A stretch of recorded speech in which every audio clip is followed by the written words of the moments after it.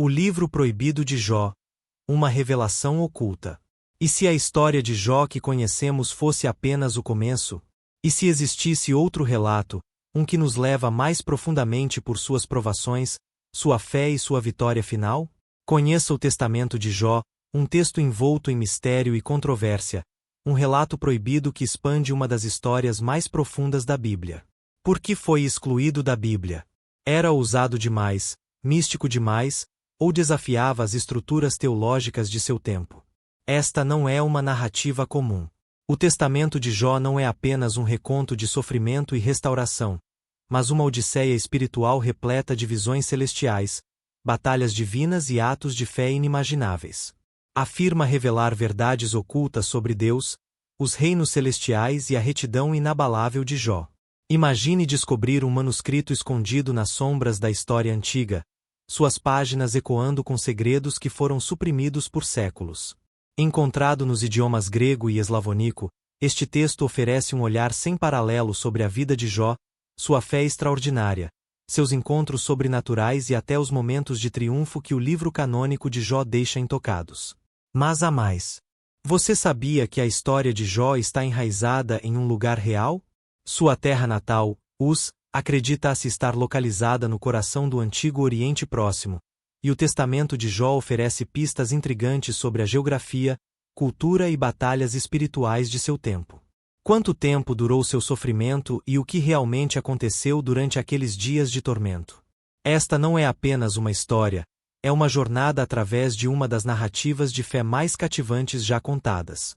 E enquanto desvendamos o conto, tanto da Bíblia quanto do Testamento de Jó, você se encontrará questionando o que pensava conhecer. Prepare-se para uma exploração do desconhecido. A história não contada de Jó começa aqui. Origens e mistérios. De onde veio o Testamento de Jó? Acredita-se que o Testamento de Jó tenha se originado em algum momento entre o primeiro século AEC e o primeiro século EC, um produto do pensamento judaico-helenístico com possíveis influências cristãs. Escrito em grego, foi posteriormente preservado em traduções eslavônicas, permitindo que fragmentos de sua história sobrevivessem aos séculos. Mas aqui está o enigma. Enquanto se alinha de perto com o livro de Jó canônico em tema, ele introduz elementos sobrenaturais, simbolismo esotérico e um foco elevado nas experiências místicas de Jó. Nesta versão, Jó não é meramente um homem de paciência e sofrimento. Ele é retratado como um guerreiro espiritual, escolhido por Deus para se opor ao próprio Satanás. O texto descreve como Jó voluntariamente suporta o sofrimento, não como uma vítima passiva, mas como um participante ativo no plano divino de Deus. Sua fé inabalável está entrelaçada com visões celestiais, encontros angélicos e até percepções proféticas sobre a vinda de Cristo. É aqui que a controvérsia se aprofunda. Os primeiros líderes da Igreja, encarregados de moldar o cânone bíblico, podem ter visto o Testamento de Jó como especulativo demais, místico demais e disruptivo demais para doutrinas estabelecidas. Sua inclusão de imagens apocalípticas e sua representação de Jó como um quase-profeta levantaram sobrancelhas teológicas. Jó era apenas um homem testado por Deus, como a Bíblia canônica sugere, ou era uma figura com conhecimento divino oculto, como o Testamento sugere. A exclusão do livro provavelmente resultou de sua divergência das crenças judaicas e cristãs convencionais. Teólogos cristãos primitivos como Jerônimo e Agostinho enfatizaram uma narrativa coerente das Escrituras, e textos que introduziam elementos de misticismo ou desviavam da simplicidade doutrinária frequentemente enfrentavam rejeição. Mas aqui está a reviravolta. Enquanto o Testamento de Jó foi excluído do cânone, ele nunca realmente desapareceu. Cópias sobreviveram em bibliotecas e mosteiros, mais notavelmente nos textos gregos e eslavônicos. Sua sobrevivência sugere seu apelo duradouro entre aqueles que buscam uma compreensão mais profunda das provações e triunfos de Jó. E ainda assim, a pergunta permanece: por que tal texto, rico em percepção espiritual, seria escondido das massas?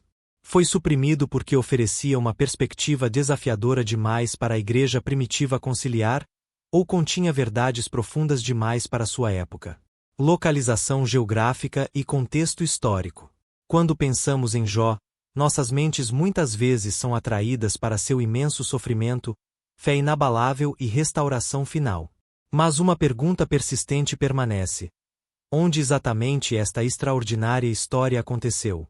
O livro de Jó e o testamento de Jó fornecem pistas tentadoras que nos apontam para uma região específica, envolta em mistério antigo e história sagrada. De acordo com o relato bíblico, Jó vivia na terra de Uz, mas onde exatamente é Uz?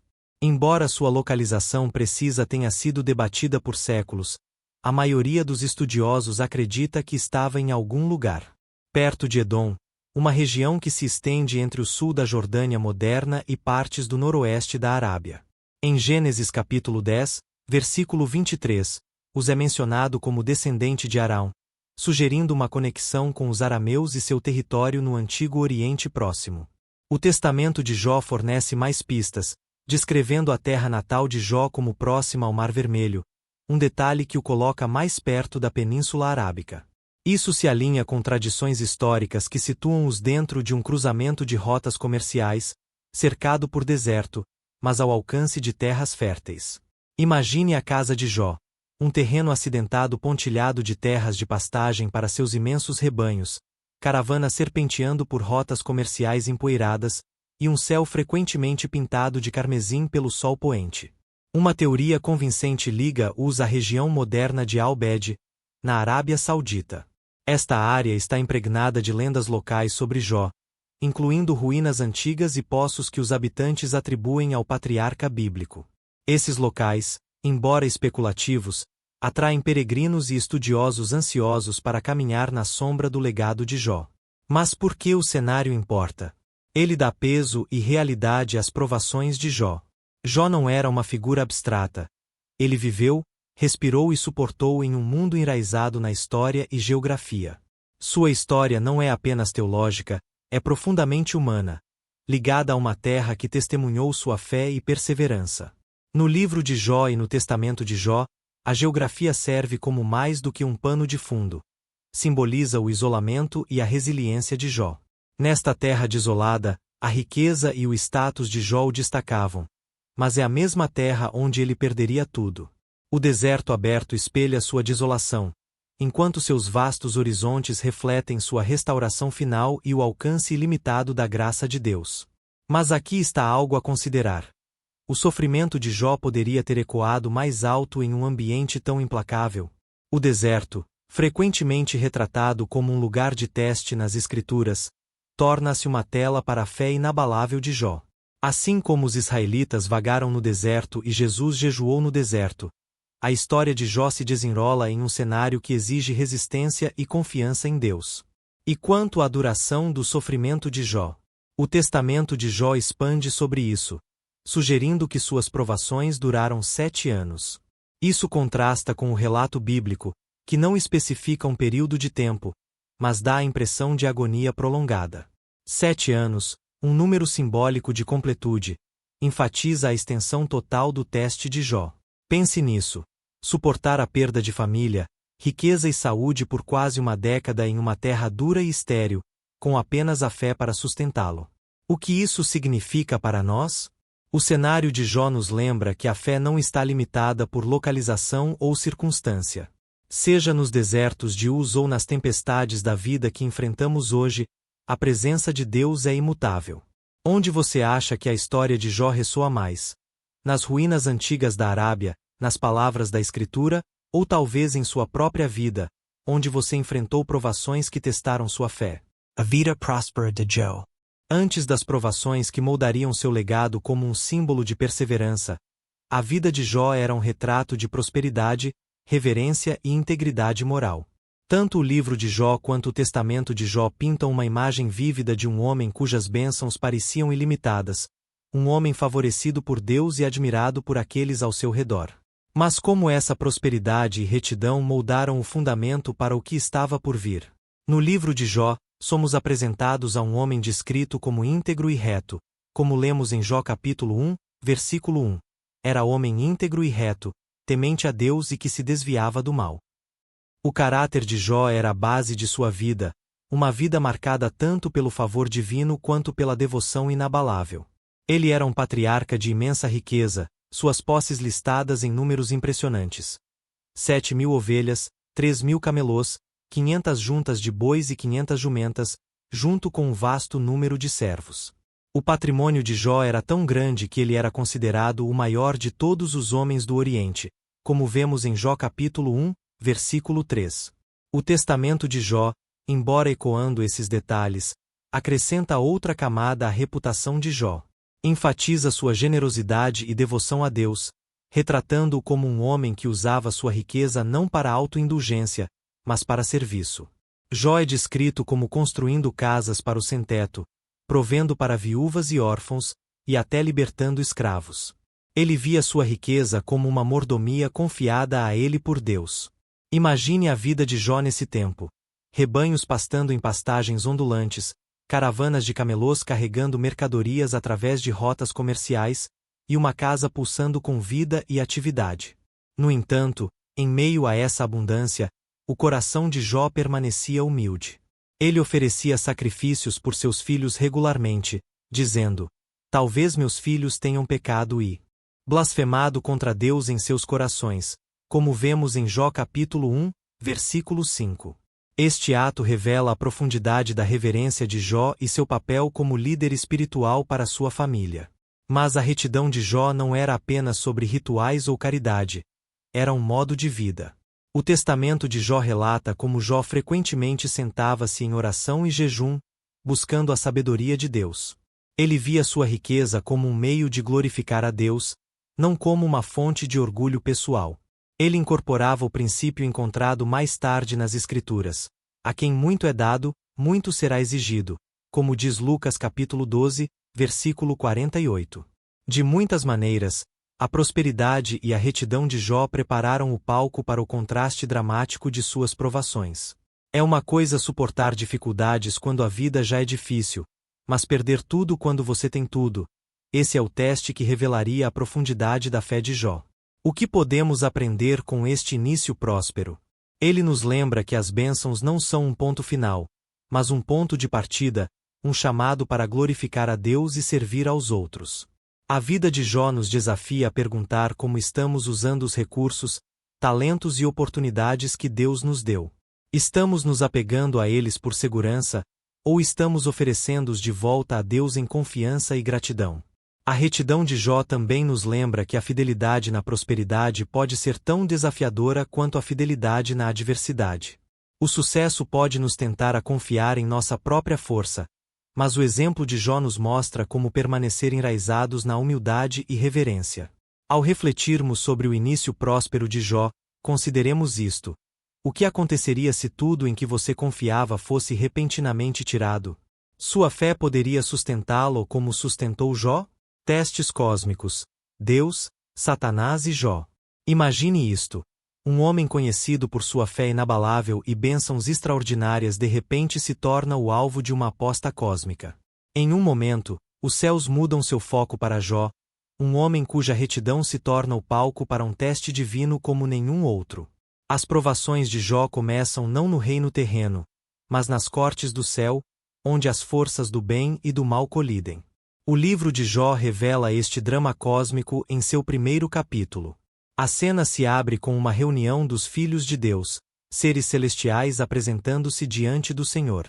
Entre eles está Satanás, referido como o acusador. Deus chama a atenção para Jó, declarando íntegro e reto, temente a Deus e que se desviava do mal, como vemos em Jó capítulo 1, versículo 8. Mas Satanás, sempre o cético, desafia a integridade de Jó. É porventura sem razão que Jó teme a Deus. Zomba, insinuando que a devoção de Jó está vinculada à sua prosperidade. Ele acusa Deus de proteger Jó muito de perto, sugerindo que se as bênçãos de Jó fossem removidas, sua fé desmoronaria. Deus permite o teste, mas estabelece um limite. Satanás pode tirar tudo o que Jó tem, mas não deve tocar no próprio Jó. O testamento de Jó fornece uma história de fundo ainda mais vívida, retratando Jó como um homem que já havia enfrentado ataques espirituais por sua fidelidade. Nesta versão, Jó é descrito como derrubando ídolos pagãos e mantendo-se firme contra a escuridão espiritual de seu tempo. Sua vida era um campo de batalha de fé muito antes de suas posses materiais serem tocadas. Voltando ao livro de Jó, em um dia horrível, o mundo de Jó se desfaz. Um mensageiro chega com notícias devastadoras. Seus bois e jumentas foram roubados, seus servos massacrados. Antes que este choque possa se assentar, outro mensageiro reporta que fogo do céu consumiu suas ovelhas e mais servos. Um terceiro mensageiro traz notícias de um ataque que levou seus camelôs. E finalmente, o golpe mais esmagador. Um grande vento varreu do deserto e atingiu a casa onde seus filhos estavam festejando, matando todos eles. A sequência é implacável, uma série cascata de calamidades projetadas para despedaçar até o coração mais forte. O livro de Jó enfatiza a imediatidade e magnitude da perda de Jó, reforçando a ideia de que estas provações não eram aleatórias, foram orquestradas para testar o núcleo da fé de Jó. Pause por um momento. Como você responderia no lugar de Jó? Você ainda confiaria em Deus quando cada bênção que conheceu fosse arrancada? A reação de Jó é profunda e de partir o coração. Ele rasga sua túnica, raspa sua cabeça, um sinal de luto profundo, e cai no chão em adoração. No saí do ventre de minha mãe, e no voltarei para lá. O Senhor deu e o Senhor tomou. Bendito seja o nome do Senhor, como diz Jó capítulo 1, versículo 21. Sua fé é impressionante, desafiando a predição de Satanás. Jó não peça acusando a Deus de irregularidades, mesmo diante de tristeza inimaginável. Mas Satanás não terminou. No capítulo 2 do livro de Jó, ele retorna à corte celestial, desta vez sugerindo que a fé de Jó falharia se seu próprio corpo fosse afligido. Deus permite a Satanás testar Jó ainda mais, mas poupar sua vida. Que se segue é um ataque cruel à saúde de Jó. Dolorosas úlceras cobrem seu corpo da cabeça aos pés. O testamento de Jó adiciona detalhes gráficos, descrevendo sua agonia física e a repulsa daqueles ao seu redor. A esposa de Jó, incapaz de suportar a visão de seu sofrimento, implora: ainda retens a tua integridade? Amaldiçoa a Deus e morre, como vemos em Jó capítulo 2, versículo 9. Ainda assim, a resposta de Jó permanece firme: aceitaremos o bem de Deus, e não aceitaremos o mal. Jó não peça com seus lábios, como diz Jó capítulo 2, versículo 10. Neste ponto, Jó está totalmente sozinho, despojado de riqueza, filhos, saúde e até mesmo do apoio de sua esposa. O homem que uma vez foi o maior do Oriente agora senta-se nas cinzas, raspando suas feridas com um pedaço de cerâmica. O testamento de Jó complementa esta narrativa com percepções mais profundas sobre a força interior de Jó. Retrata-o encontrando consolo na oração, agarrando-se à esperança da justiça e fidelidade finais de Deus. O sofrimento de Jó torna-se não apenas um teste, mas um testemunho, uma declaração de que a fé transcende as circunstâncias.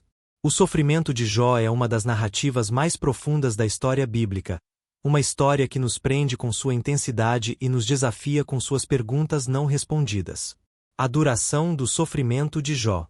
Entre essas perguntas está esta: quanto tempo Jó suportou suas provações? O livro de Jó não fornece uma linha do tempo específica, deixando estudiosos e teólogos a lutar com as pistas espalhadas por todo o texto. Vamos explorar o que podemos descobrir, comparando relatos bíblicos com percepções do testamento de Jó. Primeiro, considere a profundidade da aflição de Jó, como descrita na Bíblia. Depois de perder sua riqueza, filhos e saúde em rápida sucessão, Jó entra em um período de sofrimento físico e emocional prolongado. Coberto de úlceras, sentado entre cinzas, raspando suas feridas com um pedaço quebrado de cerâmica, sua agonia é inimaginável. Seus amigos chegam, chocados com sua condição, e sentam-se com ele em silêncio por 7 dias e 7 noites, como vemos em Jó capítulo 2, versículo 13. Esta semana de luto sugere a fase inicial de sua provação, um tempo quando as palavras falham e o tormento de Jó é visível em todos os aspectos de seu ser. Mas o sofrimento de Jó se estende muito além desse silêncio inicial. O livro de Jó abrange 42 capítulos, grande parte dos quais contém diálogos poéticos entre Jó e seus 3 amigos, Elifaz, Bildade e Zofar, além de uma quarta voz, Eliú. Essas conversas são densas, cheias de debates filosóficos e teológicos sobre a natureza do sofrimento, justiça divina e pecado humano. Este vai e vem sugere um período prolongado de engajamento, não algo que poderia ter ocorrido em apenas alguns dias. No testamento de Jó, encontramos detalhes adicionais que expandem sobre seu sofrimento. Este texto apócrifo, preservado em manuscritos gregos antigos, sugere que a aflição de Jó durou 7 anos. Durante este tempo, Jó é descrito como suportando dor física implacável e rejeição social. Sua esposa, lutando para lidar com a perda deles, até recorre a mendigar por comida para sobreviver, ilustrando ainda mais a natureza de longo prazo de sua dificuldade. Embora o testamento de Jó não seja considerado escritura canônica, ele reflete uma tradição antiga que vê o sofrimento de Jó como prolongado, um testemunho de sua extraordinária paciência e fé. Agora, vamos revisitar as pistas dentro do texto bíblico. Alguns estudiosos propõem que o sofrimento de Jó poderia ter durado de vários meses a alguns anos. Em Jó capítulo 7, versículo 3, ele lamenta: "Assim me foram destinados meses de desilusão, e noites de miséria me foram preparadas." A menção de meses implica um período mais longo que semanas, mas não necessariamente abrangendo muitos anos. Pense sobre isso. Mesmo alguns meses do nível de sofrimento de Jó pareceriam uma eternidade. Você pode imaginar suportar dor física implacável, devastação emocional e o abandono de seus relacionamentos mais próximos, dia após dia, sem fim à vista. Adicionando à complexidade está a eventual restauração de Jó. Em Jó capítulo 42, versículos 10 a 17, Deus restaura as fortunas de Jó, concedendo-lhe o dobro do que ele tinha antes. Ele vive mais 140 anos, testemunhando as bênçãos de sua família renovada e prosperidade. O comprimento desta vida pós-provação contrasta fortemente com a brevidade do sofrimento real de Jó, enfatizando o arco redentor de sua história. Esta justaposição levanta uma questão comovente: como a duração do sofrimento se compara à natureza eterna da restauração de Deus? A aflição de Jó, embora intensa, é em última análise temporária, um lembrete de que mesmo nossas provações mais prolongadas empalidecem em comparação com as bênçãos infinitas que Deus promete aos seus fiéis. Outra camada da história é o contexto geográfico. Estudiosos acreditam que a história de Jó se passa na terra de Uz, que muitos identificam com regiões próximas a Edom, na atual Jordânia ou Arábia. Esta paisagem árida e desolada espelha a desolação interna de Jó durante seu sofrimento. Imagine Jó sentado no monte de cinzas neste deserto selvagem, com o vasto terreno impiedoso refletindo o peso espiritual de suas provações. A questão da duração não é apenas sobre tempo, mas sobre resistência. A história de Jó nos convida a refletir sobre nossas próprias estações de sofrimento. Se nossas provações durarem semanas, meses ou mesmo anos, o exemplo de Jó nos desafia a permanecer firmes, confiando que a restauração de Deus virá. Deixe-me perguntar: em seus tempos de provação, parece que a dor nunca acabará? A história de Jó nos lembra que mesmo as noites mais longas dão lugar à luz da redenção de Deus. A família de Jó e sua perda. A vida de Jó antes de suas provações era nada menos que idílica. Sua família era seu orgulho e alegria, uma casa cheia de riso, celebração e o calor do amor. 7 filhos e 3 filhas, um número simbolizando completude divina, graciavam sua vida. Eles não eram apenas o legado de Jó, mas também sua maior fonte de felicidade terrena. Os filhos de Jó frequentemente se reuniam para festejar juntos, um sinal de sua proximidade e harmonia. Jó, como o líder espiritual de sua família, levava a sério seu papel como protetor deles.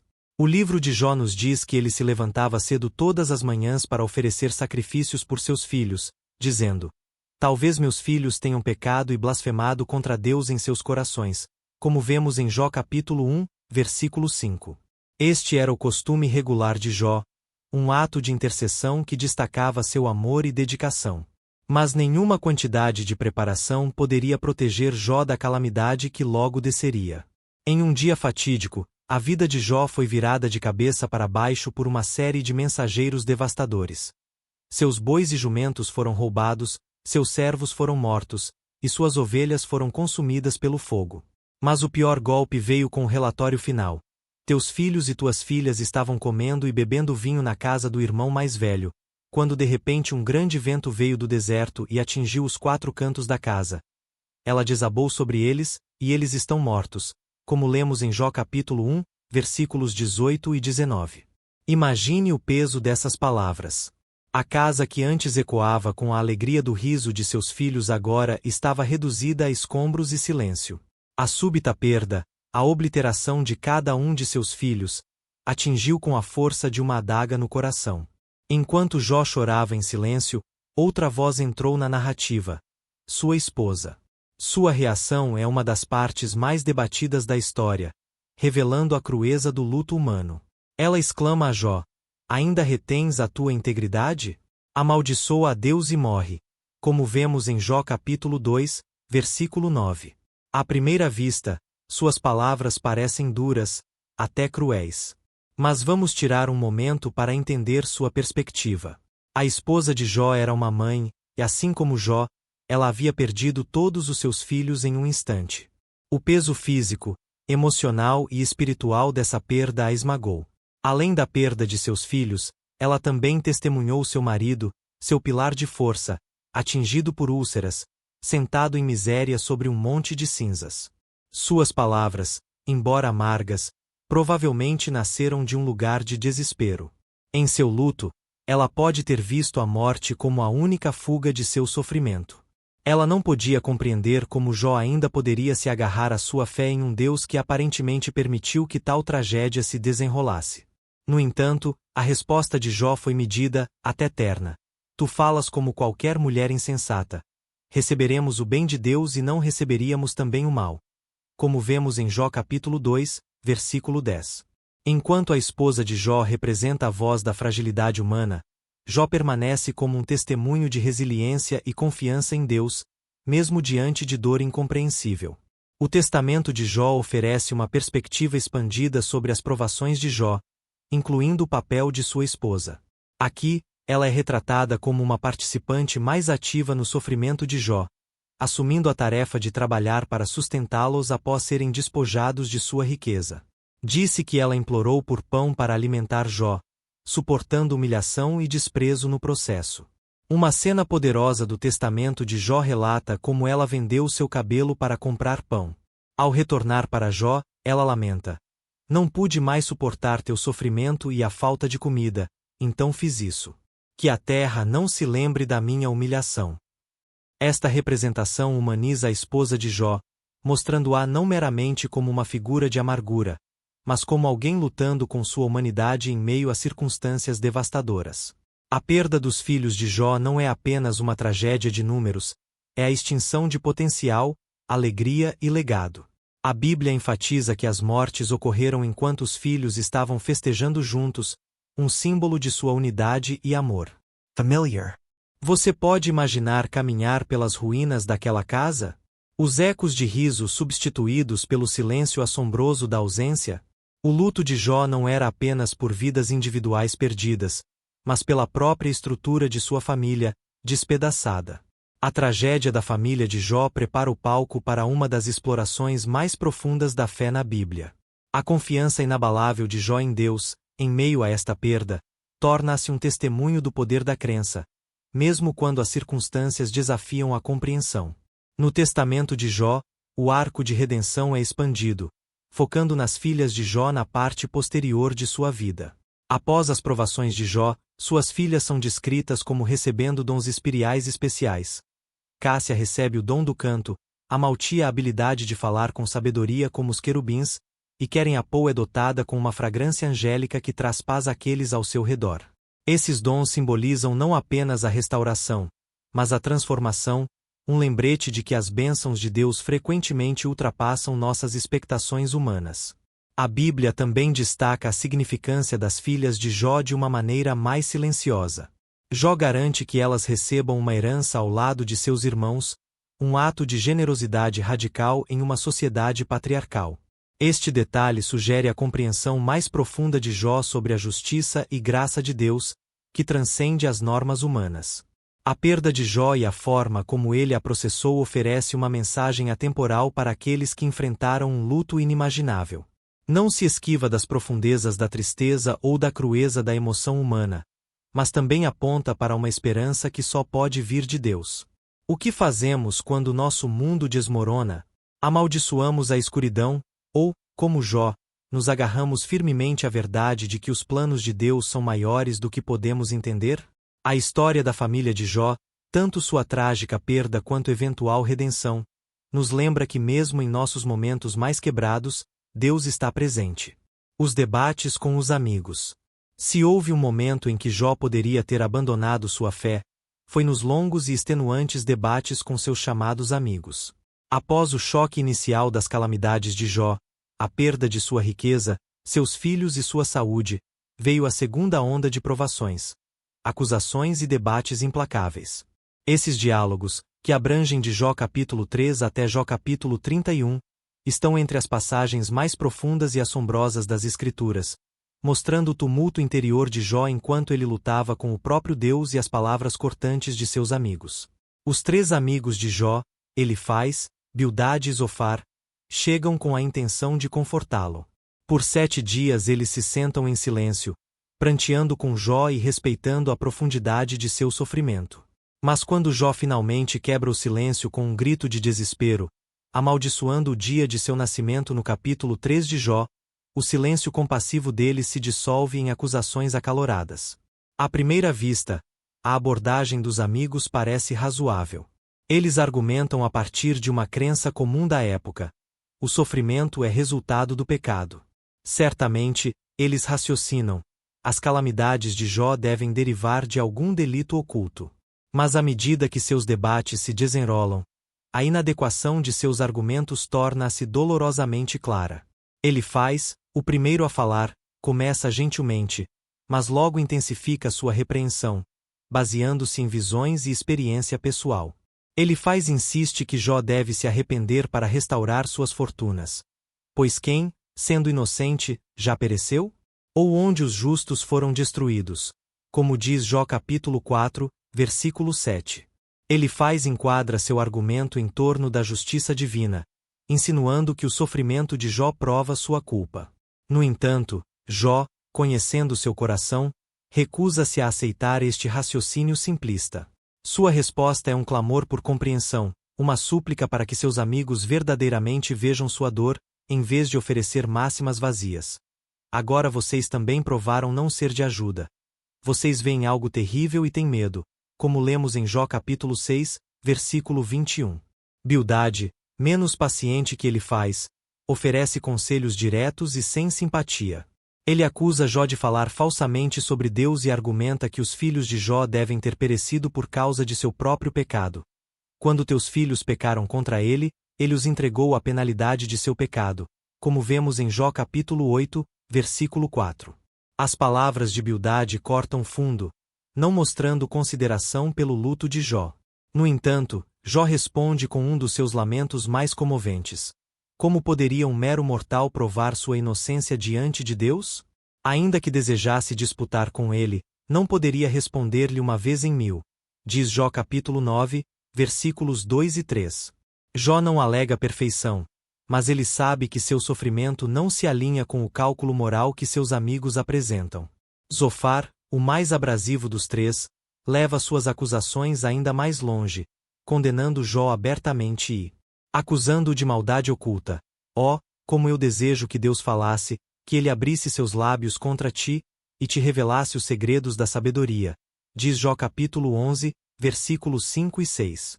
As palavras de Zofar são cruéis, sugerindo que Jó merece uma punição ainda pior. Sua falta de empatia revela como o legalismo rígido cega alguém para as nuances do sofrimento humano. Em resposta às acusações implacáveis de seus amigos, Jó recusa-se a desmoronar. Ele permanece firme em sua integridade, proclamando uma das mais notáveis declarações de fé nas Escrituras: ainda que ele me mate, nele esperarei. Contudo, defenderei os meus caminhos diante dele, como lemos em Jó capítulo 13, versículo 15. A fé de Jó não é cega ou ingênua. É uma confiança crua e desafiadora na justiça final de Deus. Mesmo quando ele acusa Deus de aparente injustiça, ele se agarra à crença de que Deus é bom e justo, mesmo que suas ações sejam incompreensíveis no momento. Os debates de Jó com seus amigos são mais do que uma história antiga. Eles refletem questões humanas universais. Por que coisas ruins acontecem a pessoas boas? O sofrimento é sempre uma punição pelo pecado? Onde está Deus em meio à dor? Esses diálogos nos lembram que respostas fáceis frequentemente falham diante do sofrimento real. Elifaz, Bildade e Zofar representam a inadequação do raciocínio humano quando se trata de mistérios divinos. Você já esteve na posição de Jó, ouvindo conselhos inúteis quando tudo o que precisava era compaixão? Ou talvez tenha desempenhado involuntariamente o papel de um dos amigos de Jó, oferecendo explicações rápidas para a dor de outra pessoa, em vez de simplesmente sentar-se com ela.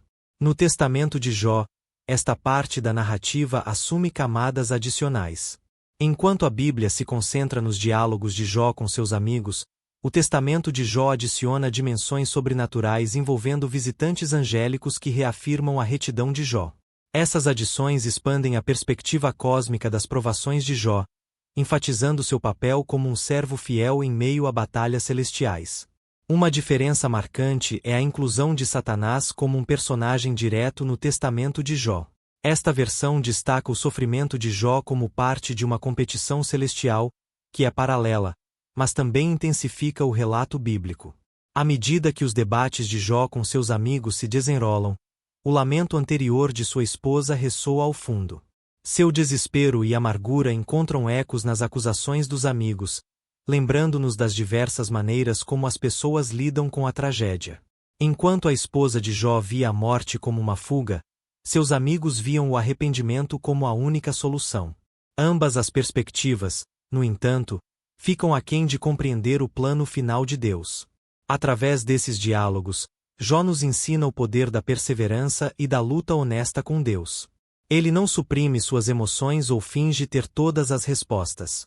Em vez disso, ele traz suas dúvidas, frustrações e esperanças a Deus, demonstrando que a fé não é a ausência de perguntas, mas a disposição de buscar a Deus no meio delas. A aliança e a visão do Redentor. Imagine isto: um homem esmagado por perdas indescritíveis, sua riqueza, sua saúde e seus filhos. No entanto, em meio às cinzas, ele levanta a cabeça e pronuncia palavras que ecoam pela eternidade: Eu sei que o meu Redentor vive. Estas não são as palavras de um homem quebrado, mas de alguém que vislumbra uma realidade muito maior que seu sofrimento terreno. Jó, castigado por provações, revela uma visão da vida após a morte e sua aliança com Deus que é ao mesmo tempo profunda e misteriosa. Na narrativa bíblica, a fé de Jó alcança seu auge em uma surpreendente declaração registrada em Jó capítulo 19. Eu sei que o meu Redentor vive e que por fim se levantará sobre a terra. E depois que minha pele for destruída, ainda assim, em minha carne, verei a Deus. Eu mesmo verei com meus próprios olhos, eu, e não outro. Como meu coração anseia dentro de mim. Como lemos em Jó capítulo 19, versículos 25 a 27. Esta afirmação é mais do que um grito de esperança. É uma visão profética que transcende o temporal.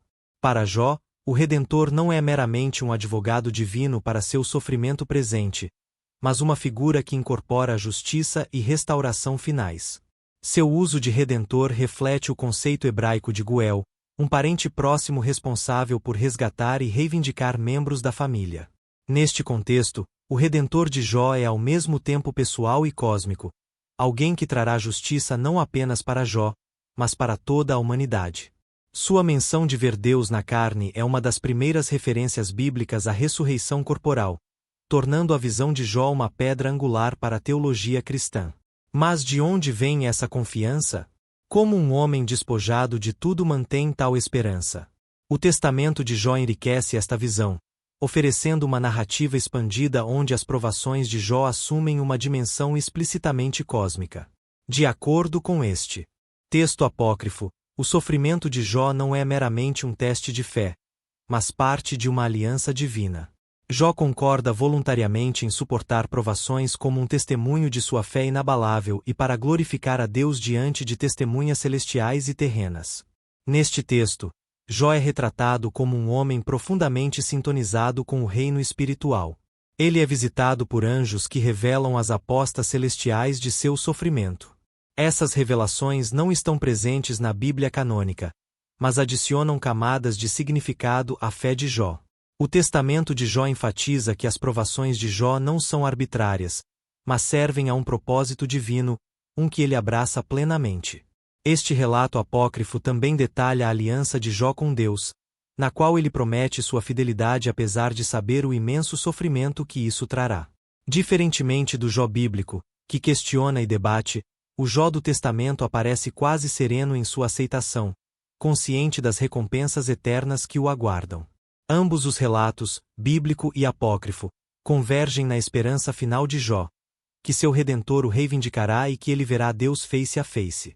O silêncio da Bíblia sobre os detalhes específicos da visão de vida após a morte de Jó contrasta com o testamento de Jó, que descreve vividamente a certeza de Jó de uma recompensa celestial. O testamento retrata Jó como um homem que vê além de sua dor imediata para a glória eterna prometida aos fiéis. Ele fala de tesouros celestiais que fazem as riquezas terrenas parecerem insignificantes em comparação. Esta perspectiva reformula as provações de Jó como uma aflição temporária que leva à alegria eterna, um tema que ressoa profundamente com os ensinamentos do Novo Testamento. Enquanto a Bíblia termina a história de Jó com restauração terrena, o dobro de sua riqueza anterior, novos filhos e uma vida longa, o testamento de Jó foca em seu legado espiritual.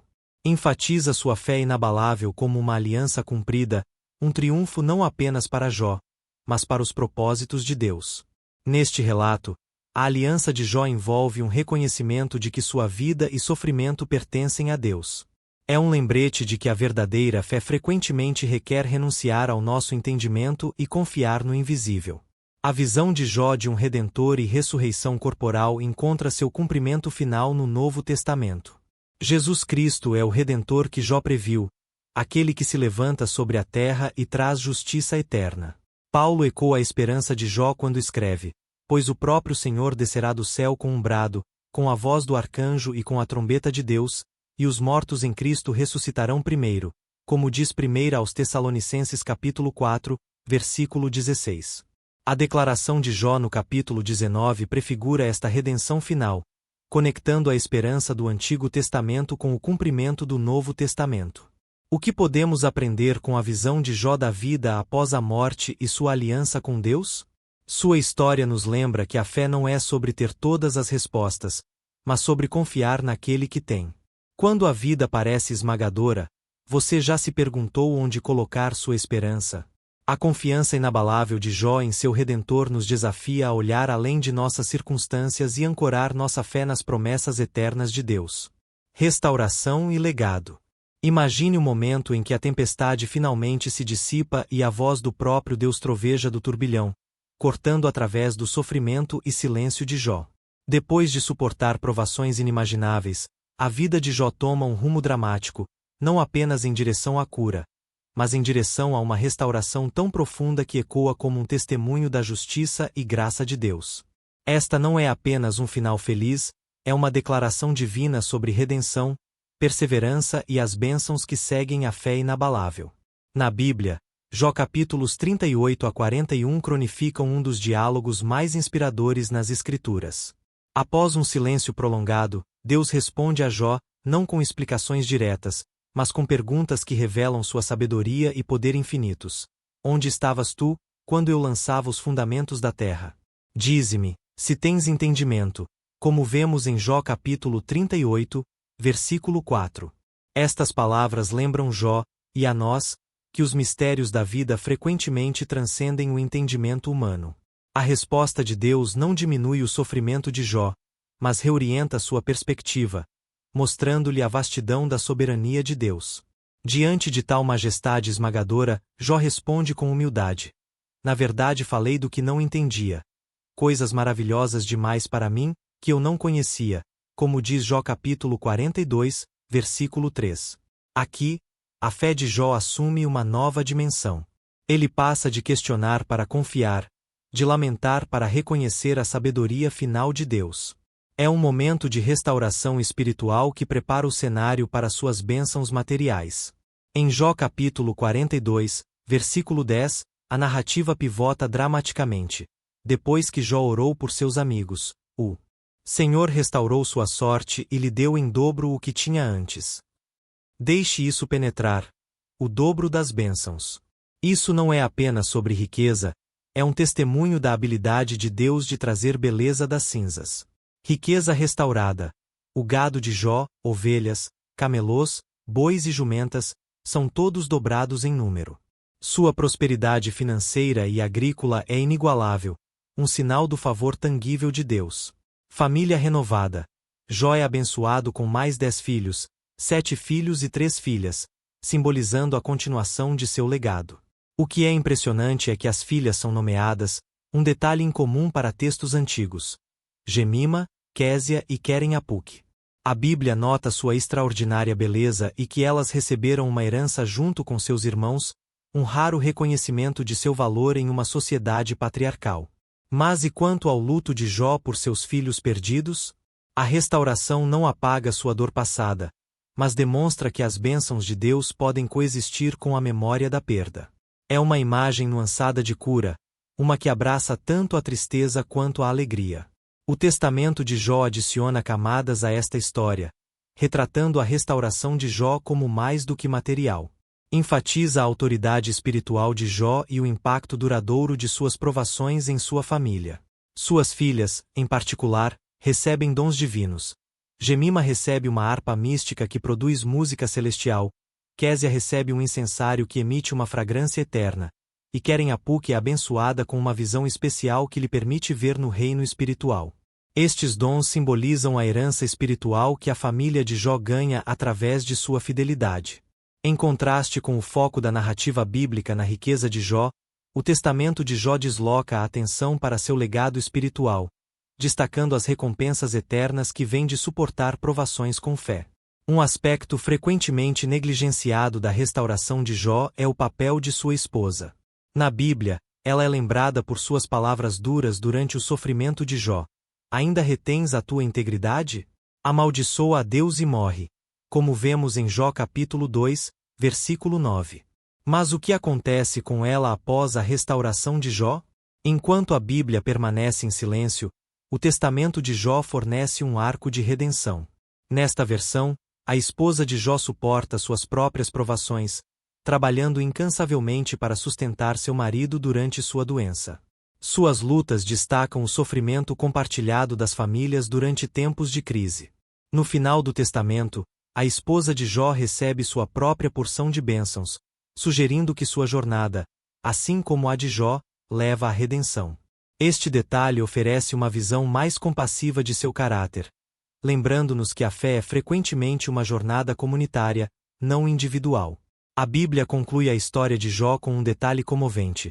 Depois disto, Jó viveu 140 anos. Viu seus filhos e os filhos de seus filhos, até a 4ª geração, como diz Jó capítulo 42, versículo 16. Esta longevidade extraordinária significa não apenas um retorno à normalidade, mas uma vida marcada pela abundância e realização. A restauração de Jó não é apenas sobre sua riqueza ou família, é sobre a continuação de seu legado e a prova visível da fidelidade de Deus. A Bíblia enfatiza a restauração material e familiar de Jó, apresentando-a como uma recompensa por sua fé inabalável. O testamento de Jó, entretanto, foca na herança espiritual, retratando as provações de Jó como um testemunho cósmico da glória de Deus. Ambos os relatos convergem na ideia de que a fé em Deus leva à redenção final, mas oferecem diferentes lentes, uma terrena, a outra celestial.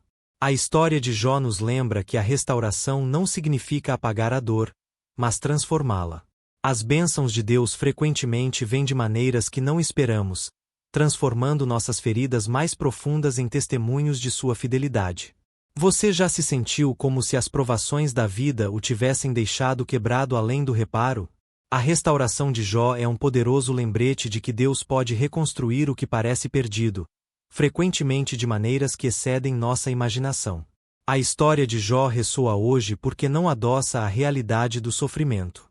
Seja enfrentando perda, doença ou dúvida, a vida de Jó oferece um roteiro para navegar pela dor com integridade e esperança.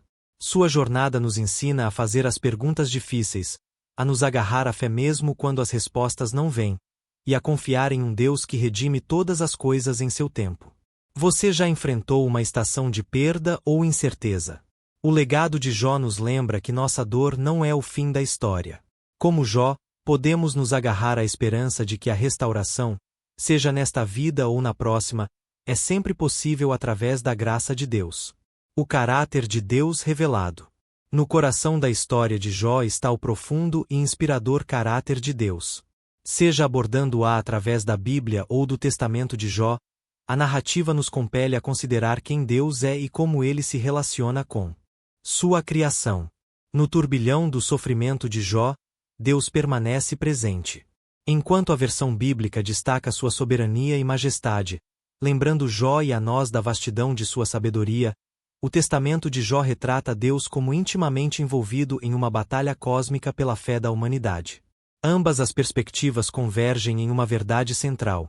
Deus está profundamente investido em seu povo, moldando suas vidas para propósitos muito maiores do que podem imaginar. A restauração de Jó não é apenas uma recompensa, é uma revelação do caráter de Deus. Ele é um Deus que redime, que transforma lamento em dança, e que traz beleza das cinzas. Para Jó, restauração significou mais do que recuperar riqueza ou família. Significou um relacionamento renovado com Deus, uma compreensão mais profunda de seus caminhos, e um legado de fé que inspirou gerações. Você já se perguntou se Deus vê suas lutas? A história de Jó nos assegura que ele vê, e que ele é capaz de trabalhar através até mesmo das circunstâncias mais sombrias para realizar seus bons propósitos. A vida de Jó nos convida a uma confiança mais profunda em Deus.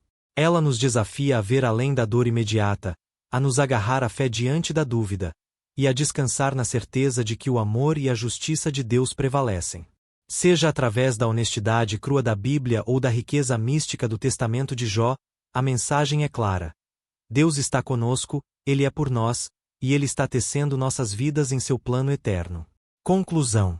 Ao encerrarmos esta jornada pela história de Jó, vemos que o testamento de Jó nos oferece perspectivas fascinantes que complementam e expandem o relato bíblico que conhecemos.